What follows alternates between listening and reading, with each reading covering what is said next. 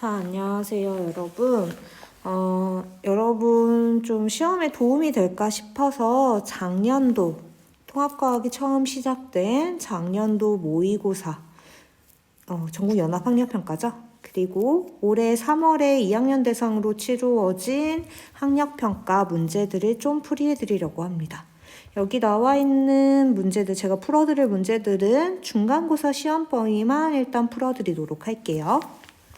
이 문항들은 EBS 홈페이지에서 기출문제 메뉴에 들어가시면 모두 다운로드가 가능하십니다. 1번 한번 풀어보겠습니다. 다음은 측정과 어림에 대한 세 학생의 대화입니다. 측정은 길이, 질량 길이 등 기준이 되는 양과 비교해서 수치와 단위로 나타내는 활동이야 라고 얘기를 했는데 요 내용이 측정의 정의예요. 그래서 A는 맞는 말을 한 상황입니다. B예요. 측정을 할 때는 저울, 자 등의 도구를 이용할 수 있다. 도구를 이용해서 값을 읽어내는 게 측정이니까 당연히 맞는 말입니다. 어림은 제가 뭐라고 얘기를 했죠? 정확한 값보다는 대략적인, 논리적인 추론을 통해서 예측하거나 추정하는 걸 모두 어림이다 라고 얘기를 했습니다. 그래서 학생 A, B, C는 모두 옳은 말을 하고 있어요. 2번 보겠습니다. 다음은 제임스 웹 우주망원경에 대한 자료라고 합니다. 그래서 얘 지름이 6.5m고 직광 면적이 25제곱미터에 이른다라고 되어 있는데 기억 보시면 지름이에요. 길이죠. 길이는 다른 물리량으로 표현될 수 없는 기본량이니까 기억은 맞는 말. 니은입니다. 면적인데 면적은 가로 곱하기 세로고 얘는 결국 길이의 제곱이 되죠. 그래서 길이라고 하는 기본량을 가지고 유도해낸 물리량이니까 유도량이 맞는 말이 되는 거죠. 자, 제임스 웹 우주망원경. 거대한 세상을 보는 거죠. 무슨 세계? 거시세계가 되니까 답은 5번. 3번입니다. 다음은 길이를 측정하는 다양한 사례를 나타낸 것이라고 해요. 자, 이 사례들 중에 첫 번째 보시면 레이저로 빛을 쏜대요. 그래서 반사되어서 돌아오는데 걸리는 시간을 가지고 거리를 측정한대요. 시간과 거리가 나오면 속력이 바로 생각이 나셔야겠죠. 속력은 같은 시간 동안 얼마나 멀리 갔는지를 나타내는 물리량이라서 시간분의 거리로 표현이 됩니다. 이때 우리가 빛은요, 속력이 일정한 값을 갖게 돼요. 그리고 우리가 그 값을 정확히 알고 있습니다. 그러다 보니까 속력을 알고 있는 상황에서 당연히 시간까지 구해버리면 누구를 구할 수 있는 거예요? 거리를 측정할 수가 있게 되는 거죠. 자, 요 원리를 이용해서 거리를 측정했으니까 가는 빛의 속력을 이용한다가 맞는 말이 되는 거예요. 니은입니다. 가에서가 나에서보다 작은 규모의 길이를 측정한다라고 했는데 얘는 지구에서 달까지의 거리고 원자를 측정하는 게 나아요. 누가 훨씬 더 큰 규모예요? 당연히 가죠. 그래서 니은은 땡이 되는 겁니다. 큰 규모죠. 디귿입니다.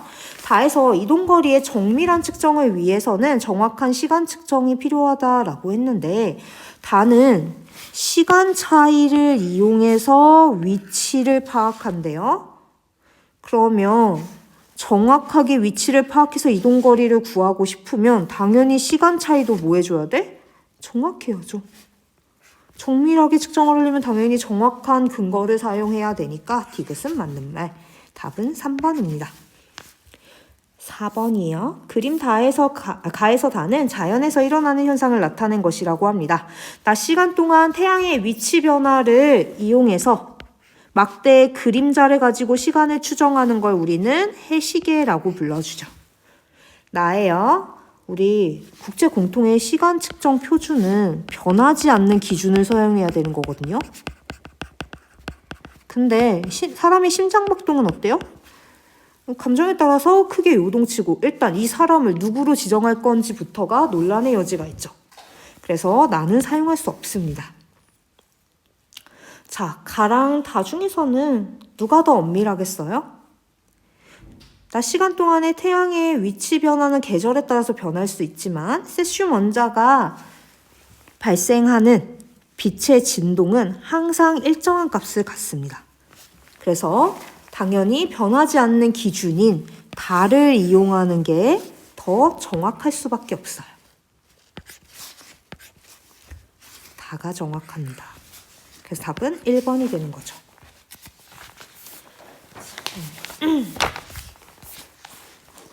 다음으로 5번은요. 디귿만 볼게요. 그람 퍼 데시리터는 기본량의 단위이다. 이거 제가 뭐라고 얘기를 했죠? 니은도 좀 볼게요. 일단 디귿 먼저 보겠습니다. 자, 단위가 이렇게 복잡하면 무조건 유도량이죠? 기본량을 조합해서 만든 거기 때문에 얘는 기본량이 될 수가 없습니다.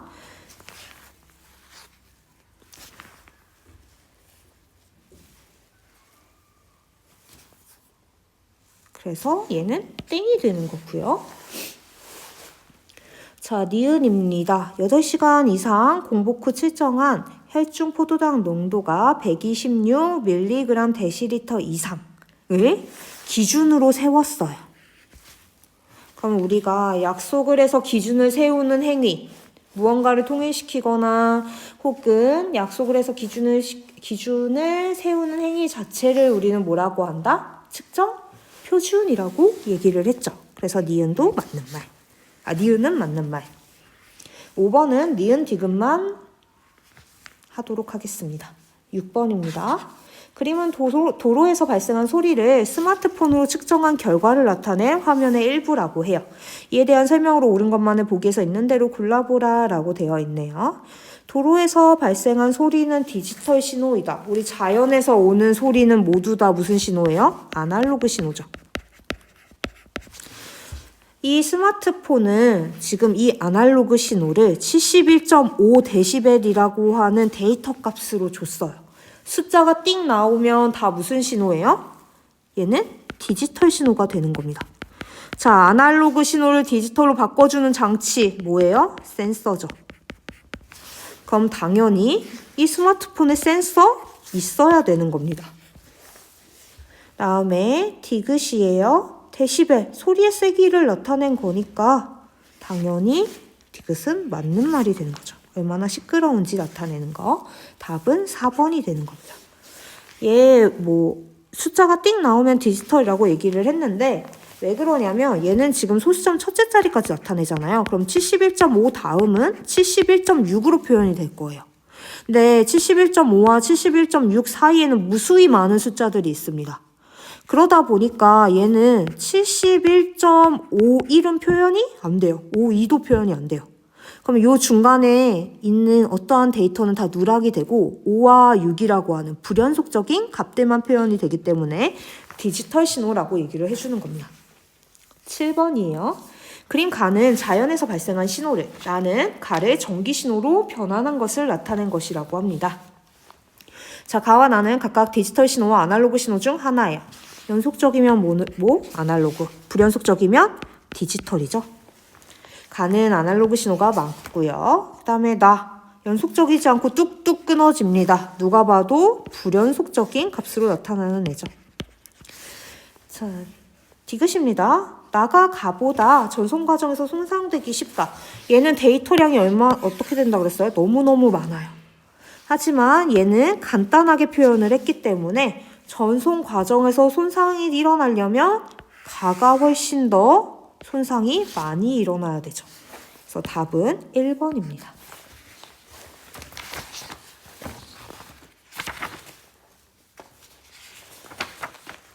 그래서 6월 학력평가는 여기까지가 중간고사 시험 범위고요. 9월로 넘어가도록 하겠습니다. 9월 먼저. 1번입니다. 다음은 어느 전기차의 상세 정보 중 일부를 나타낸 것이라고 해요. 제시된 정보 중 기본량으로부터 유도된 물리량, 유도량 물어보는 거죠. 유도량 뭐냐라고 물어본 건데 띡하니 바로 나오네요. 속력. 얘는 외우셔야 돼요. 기본량의 종류 7가지. 뭐였죠?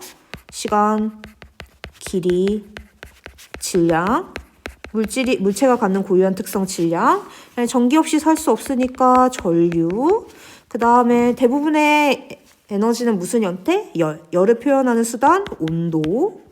그 다음에 또 뭐 있어요? 화학하려면 누구 필요하다 그랬죠? 물질량. 그 다음에 인간이 가장 의존을 많이 하는 감각, 시각이죠. 뭘 읽는 거예요? 광도.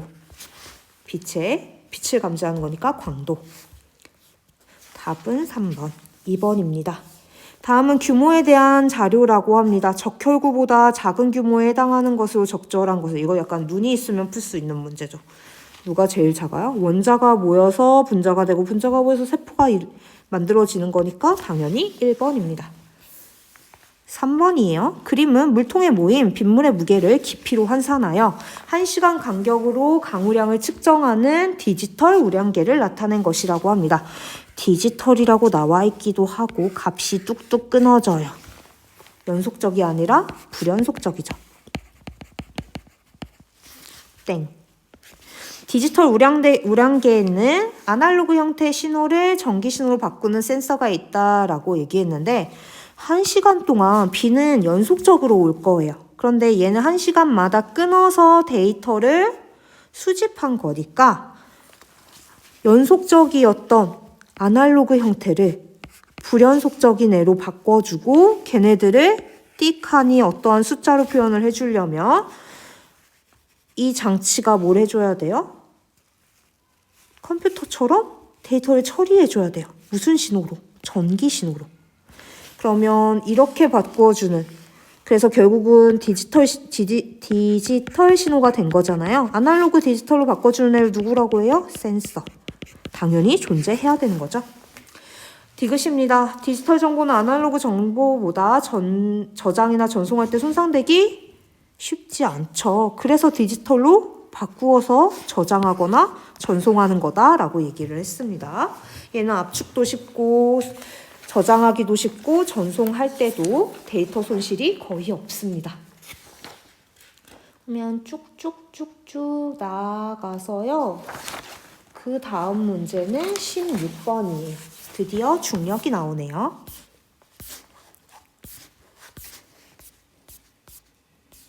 자, 그림 가는 인공위성 A가 지구 주위를 원운동하는 모습을 나는 물체 B가 지구 표면 근처에서 연직 방향으로 자유낙하 운동하는 모습을 나타낸 것이라고 합니다.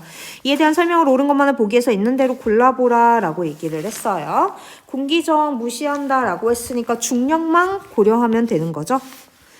자, 우리 얘 빙글빙글 돌 수 있는 이유가 뭐 때문이에요?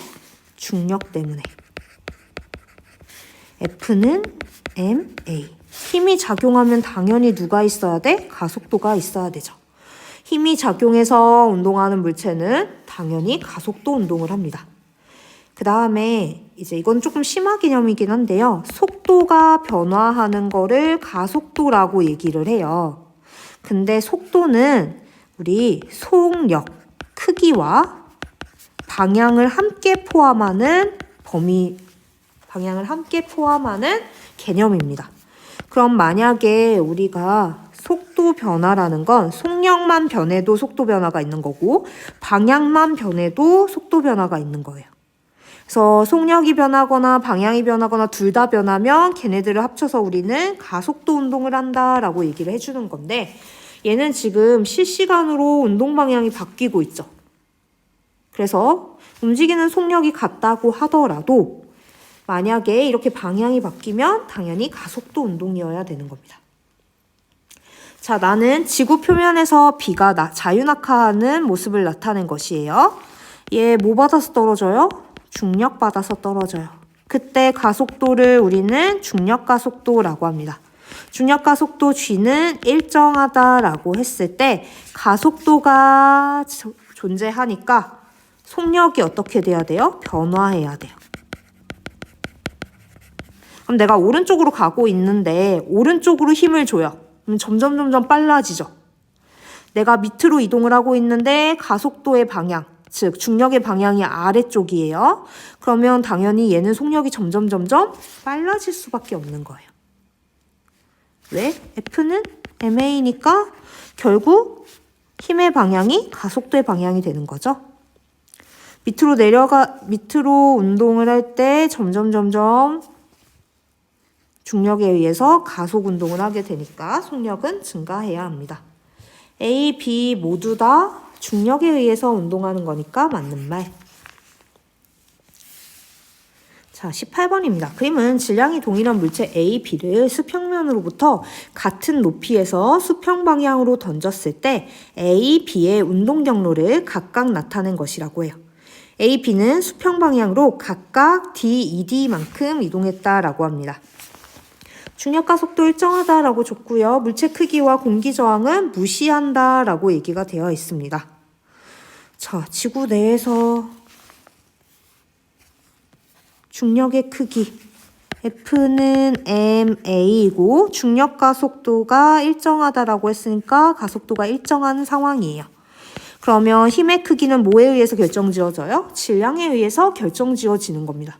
근데 A와 B가 질량이 어떻대요? 동일하대요. 그러면 당연히 질량도 같고 가속도, 중력과 속도로 같으니까 힘도 같아야겠죠. 니은입니다. 물체를 던지는 순간의 속력. 자, 이 포물선 운동 뭐 하는 거예요? 그냥 나는 자유낙하 하고 싶었는데 옆쪽으로 던져지는 바람에 옆쪽으로 등속 운동이 추가된 거다라고 얘기를 했어요. 그래서 우리 수직 방향으로는 중력을 받아서 일정한 가속도의 등 가속도 운동을 하고 수평 방향으로는 우리 A가 내 손을 떠난 순간부터는 A한테 힘을 작용을 할 수가 없어요. 그러면 힘이 존재하지 않으니까 F는 ma에서 F가 0이 돼버리는 거잖아요. 질량은 0이 될 수 없으니까 누가 0인 거예요? 가속도가 0인 겁니다. 가속도가 0이라는 건 속력 변화가 0이라는 뜻이고 속력 변화가 0이니까 무슨 운동을 하는 거야? 등속 운동을 하는 거예요. 그런데 A나 B나 수직 방향으로는 동일한 높이에서 떨어지는 거죠. 동일한 높이에서 떨어지면 바닥에 도달하는 데 걸리는 시간도 어때야 돼? 일정해야 돼요. 똑같아야 돼요. 왜? 시간에 따른 속력 변화를 나타내는 가속도가 일정하니까 속력 변화가 일정하면 일정 시간 동안 이동한 거리도 일정할 수밖에 없습니다. 그래서 같은 높이에서 출발한 A와 B는 운동 시간이 동일해요. 그럼 봐봐. 얘가 떨어지는데 t초 걸렸으면 얘도 똑같이 t초 걸린 거야. 그런데 수평 방향으로는 t초 동안 이동한 거리가 A는 D고 B는 ED예요. 같은 시간 동안 누가 더 멀리 갔어? B가. 그러면 던져질 때의 속력, 수평 방향 속력은 당연히 B가 2배 더 커야 되죠. 왜? 거리는 거속시 속력 곱하기 시간이니까. 이때 떨어지는 데 걸린 시간 같았고 거리가 1대2면 속력도 몇 대 몇이어야 되는 거예요? 1대2여야 되는 거죠. 그래서 리은은 맞는 말. 디귿입니다. 운동을 시작한 순간부터 수평면에 도달할 때까지 걸린 시간 방금 전에 뭐라 그랬어요? A랑 B랑 같아야 되죠. 동일 높이면 무조건 뭐 해줘야 돼요? 시간이 같아야 됩니다. 왜 그런 거예요? 중력과 속도가 일정하니까. 네, 10월 전국연합학력평가 풀이하도록 하겠습니다. 1번이에요. 그림은 측정도구 가와 나를 나타낸 것이고 이에 대한 설명을 옳은 것만 골라보라 라고 되어 있네요. 자, 최소 단위가 1cm인 자를 이용해서 이보다 훨씬 작은 원자의 크기를 정확하게 측정할 수 없죠. 최소 눈금보다 작은 애는 정확한 측정이 불가능합니다. 자, 그 다음에 니은이에요. 빛의 속력을 이용하여 길이를 측정한다. 최소 단위가 0.1mm인 레이저 길이 측정기인데 이 레이저가 빛이니까 당연히 빛의 속력을 이용해서 길이를 측정하는 장치입니다. 그래서 빛을 쏴서 반사돼 갖고 돌아오는데 걸리는 시간을 구하면 우리 빛의 속력을 알고 있을 때 빛의 속력은 일정하니까 속력은 시간분의 거리가 되고 그럼 우리가 시간을 측정하면 거리를 알 수가 있게 되는 거예요. 이걸 이용한 게 길이 측정기의 원리입니다. 그래서 니은은 맞는 말. 디귿입니다. 자, 둘 중에 뭐가 더 과학이 발전해야 측정이 가능한 장치인가를 생각을 해보시면 당연히 나가 더 과학이 발전해서 더 정밀한 측정이 가능한 도구이기도 하고요. 뭐를 보셔도 되냐면 최소 단위가 어때요? 나가 훨씬 더 작죠. 그럼 더 미세하게, 정밀하게 측정할 수 있으니까 디귿도 맞는 말이 되는 겁니다. 답은 4번. 3번입니다.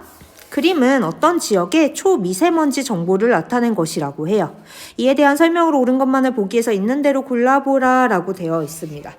자, 농도는 기본량으로부터 유도된 물리량이다. 이거 단위 보면 되죠. 일단 단위가 굉장히 어때요? 복잡해요. 그리고 g이라고 하는 질량, 기본량과 미터라고 하는 기본량의 조합으로 만들어진 단위니까 유도된 물리량, 유도량이 맞는 말이 되는 거죠. 자, 그때 우리 등급을 초미세먼지 농도 범위에 따라서 좋음, 보통, 나쁨, 매우 나쁨으로 나누어 놨어요. 그러면 지금 현재 16시 기준으로는 농도가 12니까 좋음 범위에 들어가게 되죠. 그래서 농도 등급은 좋음이라고 얘기를 해주면 됩니다. 자, 그 다음에 우리 농도를 이 단위를 써서 표현을 하자. 그리고 범위가 여기까지는 좋음이고 여기부터는 보통 여기는 나쁨, 여기는 매우 나쁨이라고 약속을 한 거죠. 그래서 어떠한 기준을 세운 것, 동일한 기준을 가지고 어떠한 과학적 원리를 설명하고 기준을 세우는 과정을 우리는 측정 표준이라고 얘기를 했어요.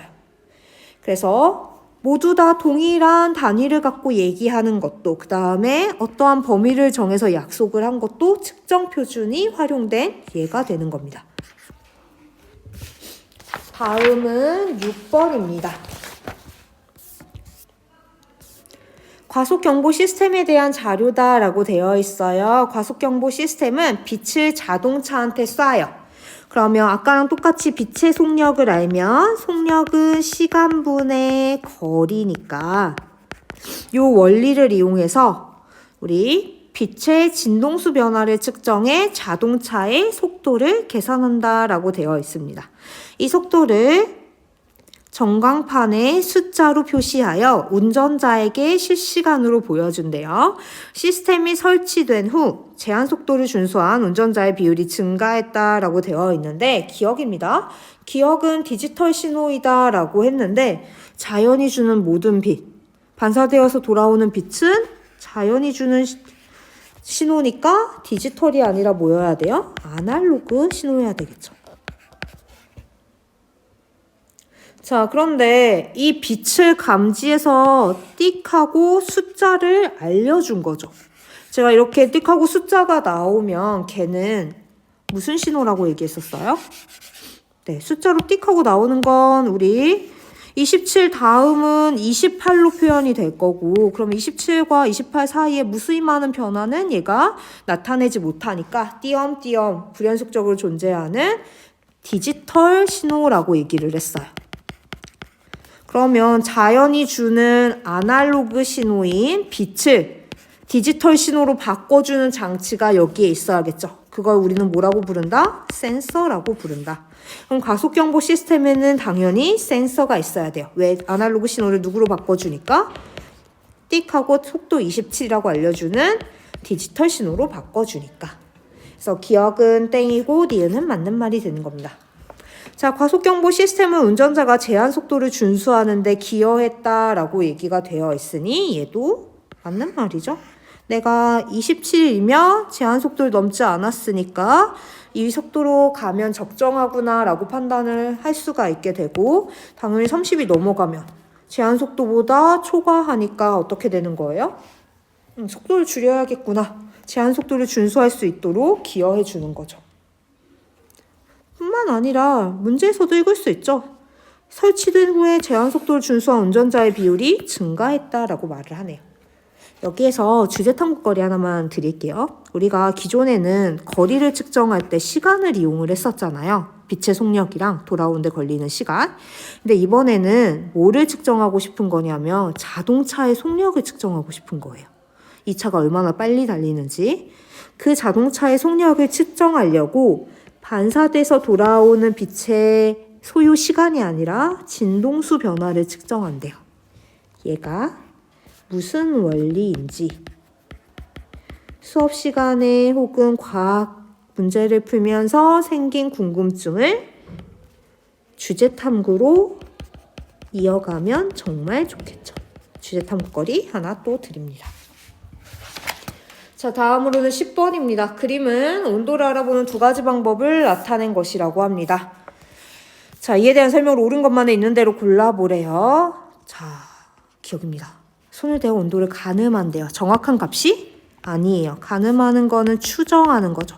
모든 추정은 다 뭐예요? 어림의 방법이라고 얘기를 했습니다.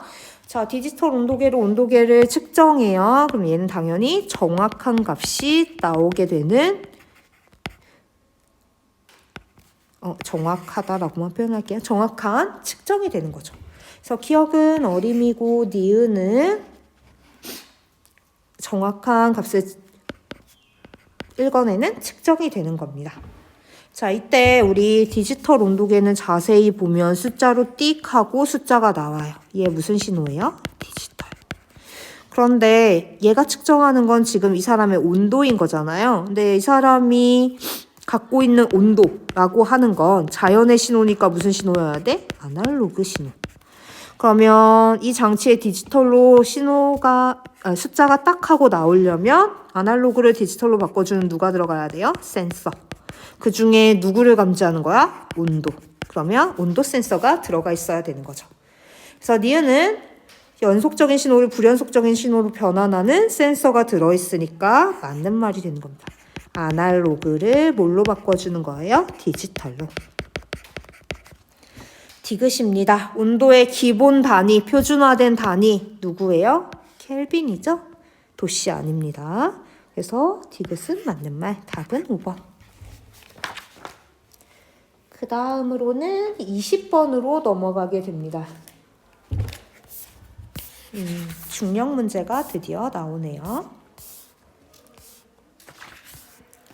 자, 그린 가와 같이 지구의 수평면으로부터 동일한 높이 h에서 가만히 놓은 물체 A와 수평 방향으로 V0의 속력으로 던진 물체 B가 각각 경로를 따라 이동한다라고 합니다. 자, 그림 나와 같이 행성 X의 수평면으로부터 높이 h에서 수평 방향으로 V0의 속력으로 던진 물체 C는 또 경로를 따라서 운동을 한대요. 질량은 A, B, C가 같고 수평 방향 이동 거리는 B가 C보다 크다라고 되어 있습니다. 이에 대한 설명으로 옳은 것만은 있는 대로 골라보라라고 하네요. 자, 제가 뭐라 그랬죠? 이 수평으로 던져져서 포물선 운동을 하는 물체는 자유낙하하는데 그냥 옆으로 던져진 속도가 더해진 것뿐이다 라고 얘기를 했어요. 그래서 우리 수직방향 운동이 수평방향 운동에 영향을 줄 수가 없습니다. 그냥 두 개가 맞물려서 함께 표현이 되기 때문에 곡선 형태를 그릴 뿐인 거예요. 그러면 우리 사실상 B 같은 경우에는 수직 방향만 보면 A랑 똑같이 뭐 하는 거야? 자유낙하하는 거예요. 그러면 동일한 높이에서 자유낙하하는 두 물체는 질량에 상관없이 바닥에 어떻게 도착해야 돼? 동시에 도착을 해줘야 되는 거죠. 그래서 걸린 시간은 A와 B가 같다가 되어야 됩니다.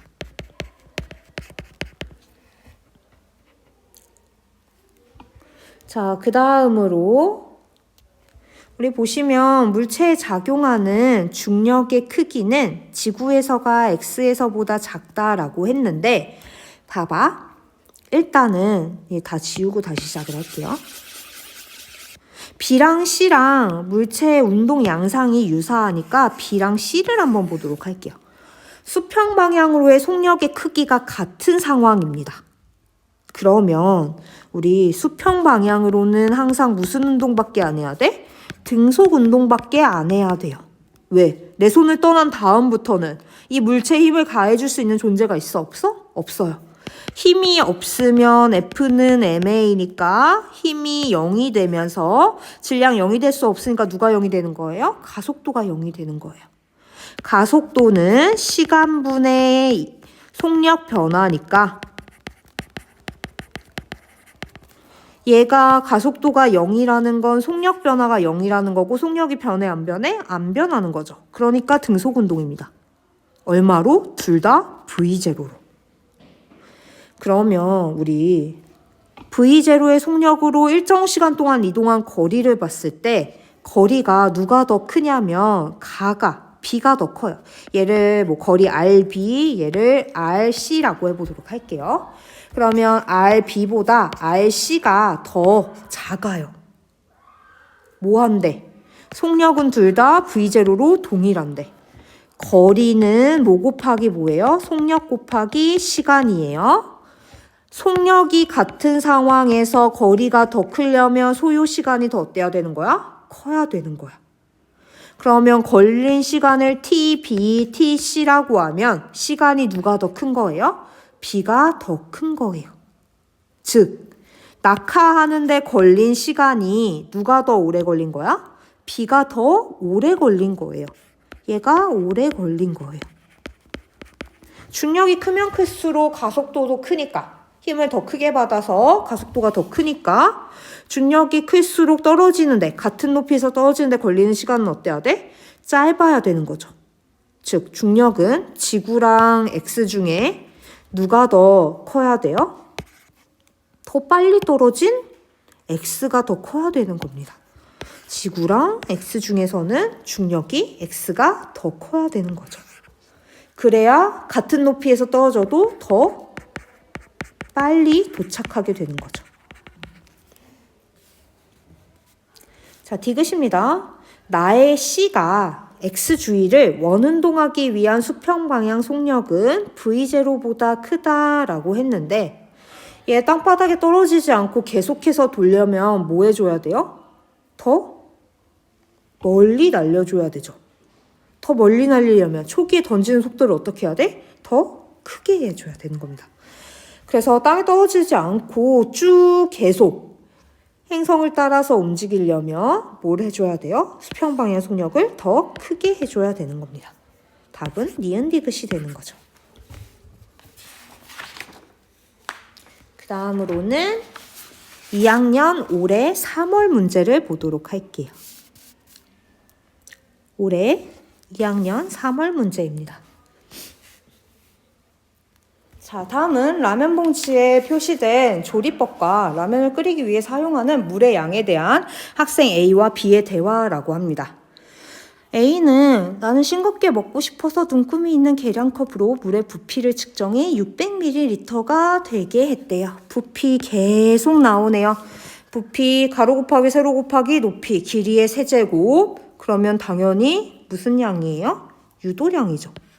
근데 제가 그 얘기를 했어요. 단위가 복잡해 보이면 일단 유도량이다가 가장 간단한 판별 방법이지만 얘 지금 미리리터잖아요. 리터도 뭐예요?